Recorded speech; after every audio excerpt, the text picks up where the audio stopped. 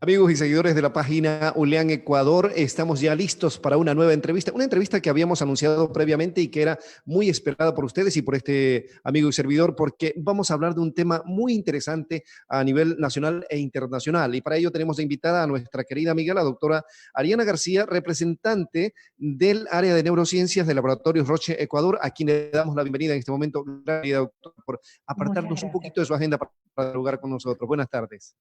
Siempre hay que estar disponible en el caso de que sea necesario hablar de la esclerosis múltiple y hacer visible la enfermedad. Perfecto, doctora. Y hablando de esa enfermedad que es muy poco conocida, tal vez a nivel nacional, pero que realmente en el mundo entero se presenta una cantidad de casos, inicio preguntándole, ¿por qué la esclerosis múltiple se conoce como la enfermedad de las mil caras? Porque la sintomatología es muy variada y puede confundirse con otro tipo de enfermedades. Hay que primero destacar que la esclerosis múltiple es una enfermedad autoinmune. Esto significa que el cuerpo deja de reconocer como propio, como suyo, parte de la cubierta de los nervios. Y los nervios son aquellos que llevan el mensaje desde el encéfalo, desde el sistema nervioso central, hacia los órganos efectores. Entonces, si hay una afectación de las terminaciones sensoriales, por ejemplo, de mi mano, puedo llegar a sentir que esta zona está más fría o más caliente que el resto del cuerpo, o que pesa muchísimo, tanto que me impide su adecuada movilización, o disminuir la fuerza muscular, y entonces no voy a tener fuerza como para cumplir funciones como cepillarme los dientes o poder llevar el alimento a la boca. Dependiendo de la afectación neurológica que haya, entonces es que va a sobrevenir un síntoma: pérdida de la agudeza visual, dolores de cabeza o alteraciones motoras o sensoriales como las que ya nombramos. Todas son parte de esa extensa gama de síntomas que puede presentar el paciente, y es por eso que le decimos la enfermedad de las mil caras. Perfecto. Para quienes recién se conectan a nuestra página, estamos en diálogo con la doctora Ariana García, representante del área de neurociencias del Laboratorio Roche Ecuador, con quien estamos abordando el tema de la esclerosis múltiple. Una enfermedad, esta enfermedad tiene una fecha que se recuerda y es a finales de mayo, entiendo yo. Cuéntenos un poquito de aquello, doctora. Sí, el día 30 de mayo se conmemora el Día Mundial de la Esclerosis Múltiple. Esta fue una fecha escogida por la Federación Internacional de Esclerosis Múltiple. En la campaña que va extendida entre este año, el 2020, y el 2022, el lema escogido ha sido Conexiones en Esclerosis Múltiple. Esta campaña busca establecer conexiones no solamente entre las personas enfermas, entre las personas y sus cuidadores, y entre las personas enfermas y la comunidad, sino también establecer todas las conexiones que son necesarias para establecer una atención de calidad para el paciente con esclerosis múltiple, hacer visible una enfermedad que hasta el momento ha sido invisible. Podríamos decir que la esclerosis múltiple es una enfermedad que ataca los nervios centrales, el sistema nervioso central, y ataca de manera distinta, como lo decíamos, se puede presentar con distintos síntomas. Así es. Primordialmente, las primeras, como es una enfermedad degenerativa, porque decimos que el sistema inmune ataca a la cubierta de los nervios, las primeras manifestaciones que pueden llegar a demostrarse son del sistema nervioso central del cerebro en sí. Y luego empezar la afectación de otras múltiples terminaciones nerviosas. En el cerebro puede llegar a producirse una disminución del volumen debido a que la capa de esta cubierta grasa que normalmente recubre al nervio puede ir degenerándose. Entonces el volumen va disminuyendo. Pueden haber también afectaciones cognitivas, entonces, disminución de la memoria, alteraciones del pensamiento, digamos, de las funciones cognitivas superiores, la suma, la resta, todas las funciones matemáticas, el pensamiento racional, todas son manifestaciones de esclerosis múltiple.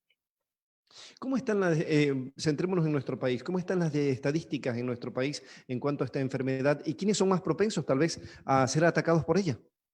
Importantísima esa pregunta, César, porque a nivel mundial hay 2,5 millones de personas que sufren la enfermedad.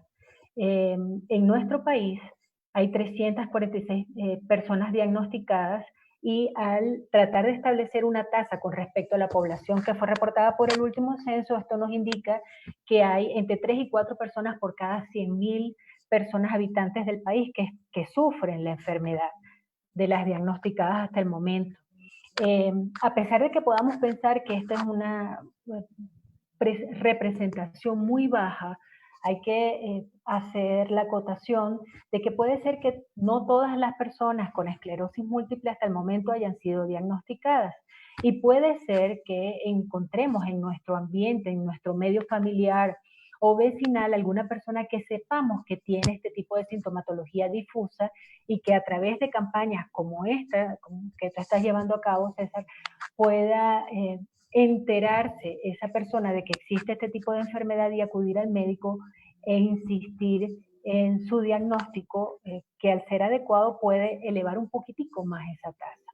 Sin embargo, sí es una enfermedad rara, no es una ocurrencia muy alta la que tiene. Destacable el hecho de que las personas que se ven afectadas en su mayoría están comprendidas en el grupo de edad entre los 20 y 40 años.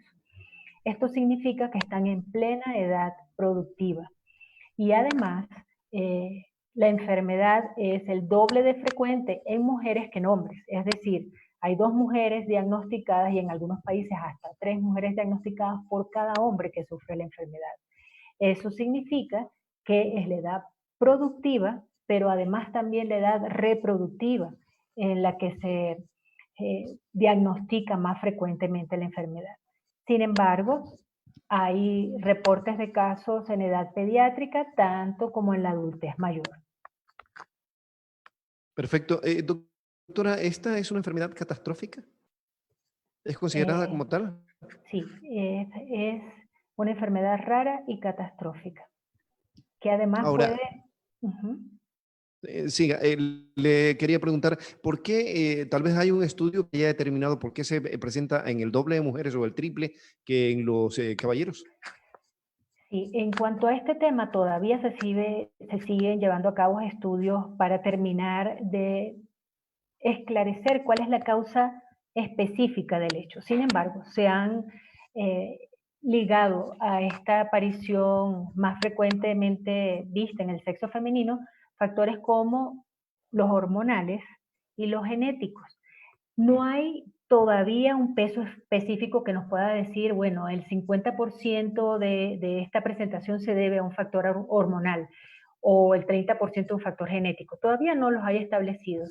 So, siempre va a ser multifactorial estos factores. Perfecto. Estamos en diálogo con la doctora Ariana García, representante del área de neurociencias del Laboratorio Roche, Ecuador, con quien estamos abordando el tema de esta enfermedad de esclerosis múltiple, que el 30 de mayo, lógicamente, se recuerda la fecha en que se combate esta enfermedad. ¿Cómo es el asunto en nuestro país? Usted acaba de decir que hay más de 340 y más personas que están con esta situación. Ahora, ¿qué tal? O sea, en algunas provincias no hay tal vez la capacidad de que haya un especialista que pueda determinar si tiene X o Y enfermedad y cuando un médico debe de encender las alarmas o se le prenden los foquitos y decir esto es posible esclerosis, doctora. A través de nuestros estudios de campo hemos podido determinar que un paciente puede durar hasta 8 años en ser diagnosticado desde que empieza el inicio de su viaje acudiendo a los médicos.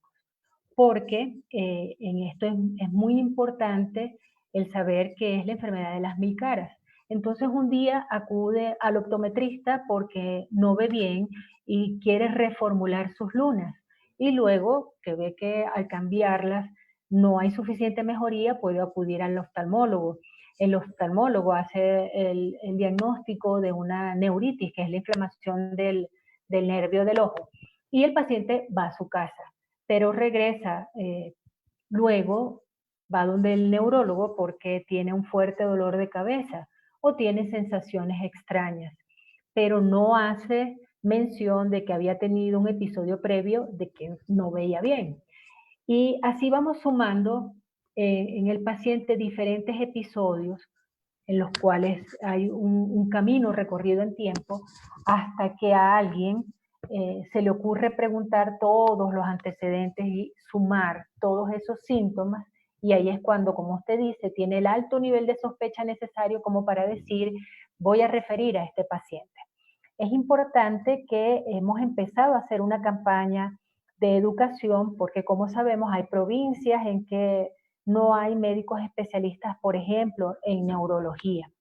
Y correspondería entonces a los médicos residentes de los hospitales de segundo nivel de atención primaria, al oftalmólogo, al fisiatra o al internista, tener que tener ese nivel de sospecha.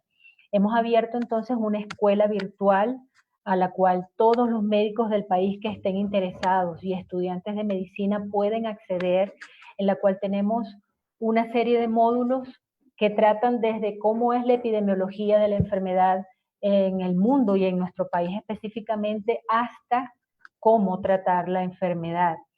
Eh, es importantísima la actividad educativa para que todos elevemos el nivel de sospecha y podamos referir en cuanto sea necesario.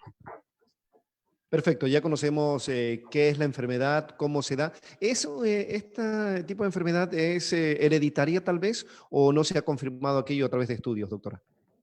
Hay un componente genético, como decimos, es una enfermedad multifactorial. Multifactorial quiere decir que influyen diferentes tipos de génesis en su aparición. Está el factor genético, eh, en el cual se ha demostrado que hay cierto tipo de población que está más expuesta a sufrir de la enfermedad. Hay factores ambientales, como por ejemplo la infección en alguna etapa de la vida por un virus conocido como Epstein-Barr, o el alto consumo de sal en la dieta, o la disminución de vitamina D, que se ha visto en algunas poblaciones europeas, y también en nuestro caso cuando hemos empezado a estudiar más a profundidad. Son todas estos factores los que sumados pueden incidir en que aparezca la enfermedad. Aunque sí hay diferencias. A pesar de que yo tenga mi mapa genético, puede ser que no presente la enfermedad si no hay otro tipo de disparadores en mi vida. Y es por eso que a veces teniendo gemelos que son idénticos o casi idénticos en su composición genética, uno presenta la enfermedad y otro no lo hace. Entonces, todavía todo esto es área de estudio, la enfermedad es compleja. Perfecto. Vuelvo a insistir para quienes recién se están conectando, están enviando algunas preguntas a través de nuestra página Ulian Ecuador. Estamos en diálogo con la doctora Ariana García, representante del área de neurociencias del laboratorio Roche Ecuador. Doctora, ya que hemos conocido un poco la enfermedad, cómo se genera, quiénes pueden padecerla, hablemos un poquito de lo que estamos viviendo actualmente en el mundo entero y es esta pandemia por el COVID-19. ¿Cuánto puede incidir o cuánto puede afectar a una persona que padece esta enfermedad si llega a contraer este virus? Para todos los que estamos en el área de la esclerosis múltiple, tanto pacientes como médicos, ha sido una preocupación la aparición de este nuevo virus, porque el tratamiento de los pacientes con esclerosis múltiple tiene como objetivo final hacer una modulación o una supresión del sistema inmunitario que se ha visto alterado en su función y que ataca al sistema neural. Siendo así, sospechábamos que el paciente en tratamiento inmunomodulador o inmunosupresor podría presentar algunas consecuencias no deseables si se veía expuesto a la infección.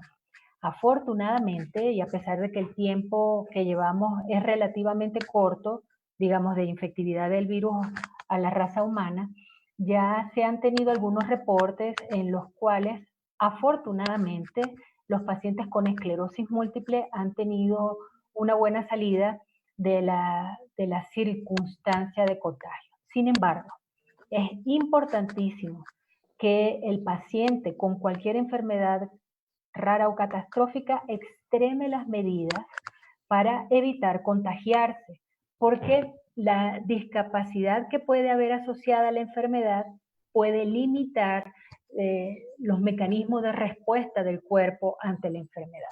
Aquí sí diría yo, César, que es importantísimo recordar las medidas como que ya las sabemos para la población en general, permanecer en casa y disminuir la dispersión del virus en la comunidad. Para el que quiera buscar más información, está disponible ya en la red la guía para pacientes y cuidadores del Comité Latinoamericano para el Tratamiento y la Investigación en Esclerosis Múltiple. Son corticas, podemos nombrar unas 4, siempre mantener Adelante, sí, no en hay problema. avance todas las necesidades básicas de alimentación y de medicación, de forma que el paciente reduzca al máximo el número de salidas de su hogar. Mantener alguna actividad diaria, porque hemos tendido al sedentarismo mientras hemos estado en el confinamiento. Es muy importante para el paciente con esclerosis múltiple que organice su horario de forma que se incluya al menos media hora de ejercicio al día y ejercicio programado. Hay varias secuencias ya en YouTube publicadas por fundaciones de esclerosis múltiple en trabajo conjunto con fisiatras y fisioterapeutas que les pueden ayudar en la guía de cómo hacerlo. Son, aunque generales, sí dirigidas en cuanto al grado de discapacidad que pueda presentar un paciente, porque si está en silla de ruedas, hay que tonificar la parte superior del cuerpo y si tiene una movilidad completa puede ir haciendo tonificación de los diferentes grupos musculares. También importante mantener algún tipo de actividad neurológica de las funciones cognitivas, haciendo lectura recreativa de libros o incrementando su nivel de conocimiento en algún tema en específico que le llame la atención, haciendo sopas de letras, completando sudokus. Todo este tipo de ejercicios hacen que se mantenga la reserva cognitiva. Hay que evitar salir de casa inclusive, y hay que decirlo, para las consultas médicas. Importante nombrar que la relación entre el paciente con una enfermedad crónica y su médico tratante llega a ser tan cercana que normalmente comparten a través de grupos de WhatsApp o por mensajes o por correos.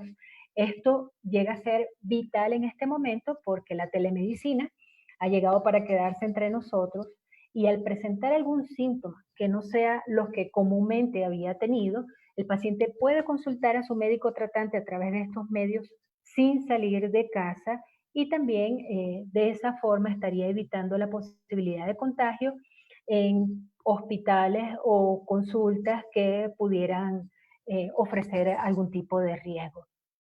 El paciente con esclerosis múltiple puede ser catalogado como no apto para cumplir funciones presenciales. Y esto también hay que hablarlo si el paciente está en algún tipo de labor ocupacional que le exija la salida de casa, pudiera hablarlo con su médico para conseguir este tipo de certificado. Y por último, pero no menos importante, el lavado de manos, que es una de las mejores formas de protección para el paciente y para su cuidador. Mientras más frecuente, por cierto, también ofrece mayor grado de protección. Perfecto, importantísimo, doctora. Rolando Miguel Marcillo dice, buenas tardes, Unidad Educativa Santa Marianita presente, mensaje que nos han enviado. También hay otro de Verónica Paola Ceballos, muy oportuna la intervención de la profesional, de la doctora, dice, lo importante que es conocer ciertos aspectos que se desconocen de la esclerosis múltiple. Gracias por compartirlo con nosotros. Verónica Paola Ceballos, felicitaciones a las autoridades por estas iniciativas. Doctora, hablemos de las dos caras de la moneda. ¿Qué pasa cuando una persona detecta a tiempo la enfermedad y recibe el tratamiento necesario? ¿Y qué pasa cuando esta persona u otra persona no recibe el tratamiento a tiempo? ¿Qué ocurre? Esperemos que esa circunstancia ya sea un panorama no posible en nuestra nación. Lo que buscamos todos con los diferentes tipos de tratamientos que están ahora en el mercado es disminuir la progresión de la discapacidad del paciente. Hay diferentes maneras de medir los grados de discapacidad que pueden ser, ya los hemos visto, tanto físicos como mentales. Eh, lo que busca la medicación es hacer que esta progresión, hasta que el paciente llegare a estar confinado en una cama, sea lo más larga posible e inclusive detenerla para que no llegue a presentarse. Mientras más tempranamente sea diagnosticado el paciente, mucho más tempranamente será también instaurada la terapéutica. Y esa instauración terapéutica nos va a permitir proteger la mayor parte del cerebro. Tenemos que tomar en consideración que hay un envejecimiento natural de todas nuestras células, ¿no? Por eso es que nos salen canas, por decir lo más banal. Eh, Normal. Eso pasa también Eso también pasa en nuestro cerebro. Después de los 25 años, todos empezamos a ver un declive en el tamaño, en el volumen del encéfalo, que en la población normal es de 0,1 a 0,3%. Pero en el cerebro de una persona enferma con esclerosis múltiple, esta tasa de envejecimiento, de atrofia, se acelera y puede llegar desde el triple hasta 5 o 6 veces la velocidad de una persona normal. Entonces, cuando instauramos el tratamiento, protegemos ese cerebro y podemos preservar en mayor número de años la vida del mismo. Eh, lo que buscamos es que el paciente con esclerosis múltiple tenga una vida plena, que pueda cumplir sus metas, lograr sus objetivos y ser una persona del común. Y esto es lograble con las terapéuticas que actualmente están en el mercado. Perfecto. La doctora Ariana García, representante del área de neurociencias de Laboratorios Roche Ecuador, nos está dando a conocer aspectos y detalles importantes de la esclerosis múltiple, una enfermedad que, pues, lógicamente ya lo hemos dicho, es catastrófica y es rara, ¿no? Ahora, ¿qué tanto ha avanzado la medicina en el plano internacional para tratar esta enfermedad, doctora? ¿Y qué tanto se benefician los ecuatorianos, tomando en cuenta de que, por ejemplo, y le pongo un ejemplo personal, en los últimos días yo tengo un familiar, a mi querido papá, tengo que comprarle medicinas que, pues porque él tiene problema pulmonar. Y se ha hecho muy difícil comprar la medicina porque está más cara y está más escasa. En el caso de los pacientes con esclerosis, ¿es la misma tónica o no han tenido ese inconveniente? El Ministerio de Salud Pública y el Instituto Ecuatoriano de los Seguros Sociales rigen sus pautas de tratamiento por, digamos, de entrega de tratamiento a través de un cuadro básico de medicación. Las personas diagnosticadas tienen que tomar una decisión en conjunto con su médico tratante de cuál es el tratamiento más adecuado para cada uno.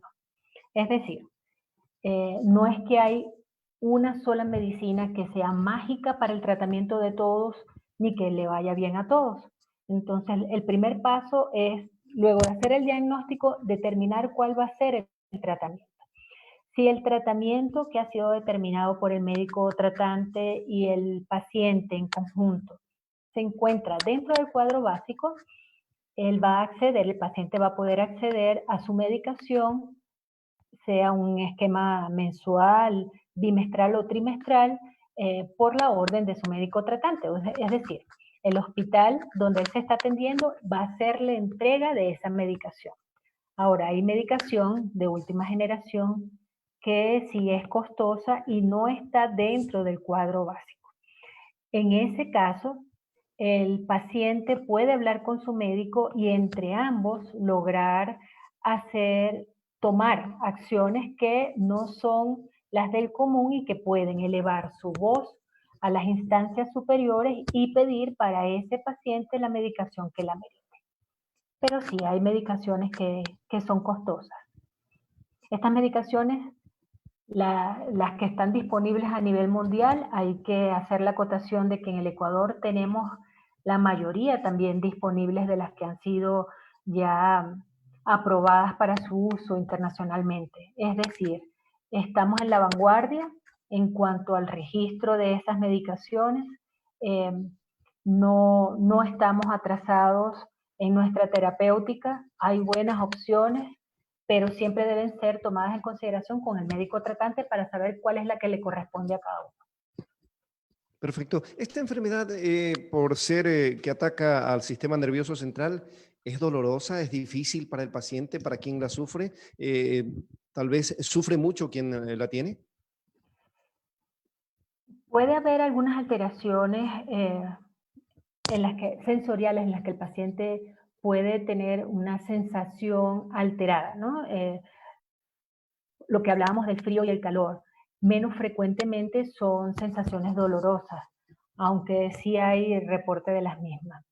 Lo más difícil en la enfermedad de la esclerosis múltiple es que es una enfermedad por ser neurodegenerativa y crónica que puede llevar al paciente que no es tratado o no es adecuadamente tratado a sufrir cierto tipo de discapacidades. Eso va desde que el paciente pueda requerir una ayuda para poder caminar, por ejemplo, un bastón, y esto luego progrese a que necesite una andadera, o luego siga progresando a que necesite una silla de ruedas, o hasta que finalmente quede confinado en cama. Pero hay otras alteraciones, por ejemplo, en cuanto al hemiscuerpo superior, en que el paciente pierde la fuerza en uno de sus miembros superiores, y si este es el dominante, pues es difícil cepillar los dientes o llevar los alimentos a la boca, o peinarse, lograr el aseo diario. Hay también alteraciones que, como decíamos, pueden ser cognitivas y el paciente siente, experimenta una mayor dificultad de la que puede ser consciente, y hay que estar claros en hacer rememoración de algunos hechos o hacer algunas funciones superiores. Entonces, siendo un paciente que está consciente, esto puede ser muy difícil de asumir y superar. Y es por esto que estas conexiones de las que hablamos al inicio son muy, muy importantes, porque depende de las personas que estamos alrededor del paciente, de dar el soporte adecuado para que esta persona pueda alcanzar el máximo de su capacidad. Perfecto. Rosy Chávez López dice, saludos, Ulean. Tengo un mensaje en plano personal que me envía Luis Vera y me dice, hola César, buenas tardes. Por favor, gracias, dice, por este tipo de conocimientos. Ya, gracias por los conocimientos. Pregúntele a la doctora si este tipo de enfermedades, ¿cuáles son los primordiales síntomas? ¿Cuáles son los síntomas principales? Ya lo dijo al principio, pero ¿cuáles son los síntomas que más la destacan, si cabe el término? Aparte de ello, le leo un mensaje de Víctor Giovanni Zambrano Cedeño que dice, excelente aporte, apreciada doctora. Fuerza, Julián. Adelante, doctor. Qué bellos mensajes, se los agradecemos de verdad mucho. Es parte de ese feedback, ¿verdad, César? Que podemos sentir que nuestra actividad importa, como nuestros Muchísimo. pacientes importan.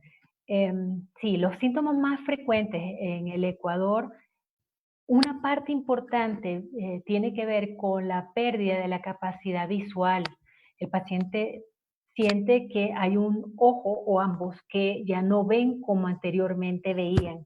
Y eso es uno de los síntomas que puede ser más fácilmente llevado al plano cuantitativo a través de un estudio específico que le indicaría el oftalmólogo o el neurólogo al paciente. Hay también sensaciones. Hace un tiempo, César, circuló en las redes un reto que se llamaba el del tobo de hielo, en que la persona que asumía el reto se sentaba en una silla y luego se vertía encima una cubeta con cubos de hielo. Eso era para tratar de mimificar la sensación que el paciente con esclerosis múltiple puede llegar a sentir en algún momento, que su cuerpo se congela. Y es algo así, se congela no solo en sensación de frío, sino que se congela en el momento de tratar de hacer algún tipo de movilización. Entonces ese síntoma también es recurrentemente descrito por los pacientes, las alteraciones térmicas. Hay que destacar que ese tipo de alteraciones son más frecuentes en las épocas de mayor calor. Eh, Cuando se estudian los pacientes en los países que llevan diferentes estaciones en su tiempo, afortunadamente el nuestro no es así, eh, en la época de verano refieren que con el calor empieza a haber mayor cantidad de sintomatología. Entonces, si el paciente vive en una zona caliente, puede ser que tenga mayor cantidad de síntomas que la persona que vive en los climas fríos. Hay también un signo característico que es cuando desciende el cuello, siente una sensación de un golpe eléctrico que pasa como centellante en la región de la médula cervical. Sensaciones alteradas en cuanto a la figura del cuerpo, que yo pueda sentir como más grande o más pesado un brazo o una pierna, o sensaciones como que me están apretando en banda el tórax, como si me pusieran un cinturón de los de ir al gimnasio o de cargar mucho peso. Ese tipo de sensaciones en banda son sentidas en la región del abdomen o en el tórax. La sintomatología de verdad que es muy, muy variable.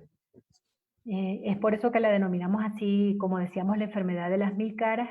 Lo importante es, con respecto a esta pregunta, que si hay recurrencia en la presentación de estas sensaciones anómalas o alteraciones motoras, el paciente acuda y puede inclusive nombrar. Alguna vez escuché un programa, dijeron esto, que si había la presentación de sintomatología y disminuía o desaparecía por un tiempo y me volvía a aparecer, yo preguntara si puedo estar o no dentro del cuadro de una esclerosis múltiple. Hasta eso puede llegar a prender ese bombillito de la sospecha, y es preferible sospechar y que el diagnóstico sea negativo y sea finalmente descartado, a que no la sospechemos y la enfermedad continúe progresando sin haber llegado al diagnóstico adecuado.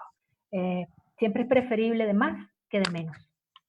Importantísimas recomendaciones. Luis repregunta y dice, si tengo estos o algunos síntomas, ¿a qué médico debo acudir? ¿A qué especialista? Puede acudir, dependiendo de dónde esté localizado. Si hay un neurólogo cerca, lo más Él es recomendable es que vaya. el recomendado. Exactamente. Pero en caso de no tener un neurólogo a la mano, el médico internista tiene la capacidad de poder hacer la sumación y de forma integral medir los diferentes sistemas funcionales del cuerpo del paciente y hacer una referencia, si considera necesaria, al neurólogo del mismo nivel o de otro nivel. Perfecto, doctora, y háblenos un poquito. Entiendo que Laboratorios Roche en Ecuador están trabajando en una campaña, ya lo dijo anteriormente, pero ¿a quién está dirigida? ¿Qué temas tratan allí? ¿Cómo los abordan? Cuéntenos un poquito más del asunto. Hemos estado trabajando durísimo en la pandemia, y esto es algo muy llamativo porque tal vez las personas sientan que nos hemos desligado del trabajo y ha sido lo contrario.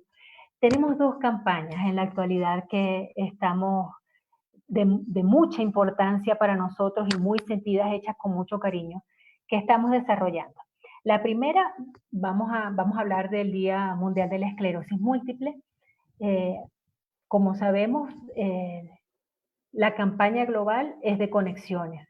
Entonces, tomando en consideración que nuestro compromiso en Roche es transformar la vida de nuestros pacientes, ideamos un conversatorio virtual utilizando herramientas tecnológicas de las que ya todos estamos disponiendo, como por ejemplo esta que nos permite hoy unirnos. Y este conversatorio tiene por título Unidos. Está dirigido a pacientes y a sus cuidadores, y vamos a tomar participación en él neurólogos, psicólogos, neuropsicólogos y personal de Roche, para compartir con ellos, escuchar sus necesidades y encontrar vías comunes para alcanzar sus metas y objetivos. Eh, Puedo dar mi correo por si alguien Con mucho gusto, necesita claro. información. Es ariana.garcia.ag1@roche.com. Si me escriben, con todo gusto les haré llegar la información y la invitación. Esa es nuestra primera campaña. Y la segunda campaña es una escuela virtual dirigida a médicos de todas las especialidades, estudiantes de medicina y los médicos que están saliendo de la universidad, que denominamos residentes, que están culminando su periodo de formación, que es una escuela que está compuesta por 7 diferentes capítulos. Los primeros son clases que están pregrabadas y versan sobre la epidemiología de la esclerosis múltiple en el Ecuador y en el mundo. El segundo capítulo es la fisiopatología de la enfermedad, que es la explicación del por qué se produce y cuáles son los mecanismos que están intrínsecos en el desarrollo de la misma. La tercera es el diagnóstico clínico de la enfermedad. La cuarta, los diagnósticos diferenciales. ¿Qué enfermedades pueden parecerse a la esclerosis múltiple y de cuáles son las que tenemos que irlas separando hasta establecer, hasta refinar el diagnóstico? Luego viene el diagnóstico por imágenes, porque hay una herramienta muy importante en el diagnóstico de la esclerosis, que es la resonancia magnética. Entonces allí veremos los principales tips de cómo llegar, desde cómo indicar el estudio hasta cómo llegar a sospechar de la enfermedad por su presentación en imágenes. Y luego de eso viene el tratamiento. hasta este capítulo, los ponentes son nacionales ecuatorianos y todos conformantes de un grupo multidisciplinario que ha tenido a bien reunirse para investigar la enfermedad en nuestro país. La última clase ya es un webinar interactivo. En esa clase vamos a tratar de entender por qué la enfermedad es progresiva desde el inicio y cómo tratar de disminuir la tasa de velocidad de progresión. Todas las clases van a quedar luego disponibles, inclusive el otro webinar, para que sabemos que ahorita estamos trabajando todos al tope, los médicos están redoblados en sus hospitales, un día tienen turno, al día siguiente están cansados en el posturno y ya viene el siguiente turno. Entonces, que pueda ser el médico el que decida en qué momento tiene la disponibilidad como para sentarse frente a su máquina y poder ver la clase. Y además hay un retorno que es, luego de completar una evaluación, se les entregará a los que culminen todos los módulos un certificado académico por 44 horas que tiene aval de la Universidad de Espíritu Santo. Y este aval es presentable frente a cualquier autoridad como un curso de capacitación. Perfecto. Hay alguien que me dice, hola César, pregúntele por favor a la doctora, dice si ella, aparte de trabajar con Laboratorios Roche, tiene consultorio en dónde y se atiende. Bueno, es pregunta para conocer si usted puede atender, trabaja en alguna universidad o algo así, me pone el mensaje. Sí, hasta hace muy poco trabajé en el Hospital Carlos Andrade Marín y las relaciones laborales siguen siendo estrechas.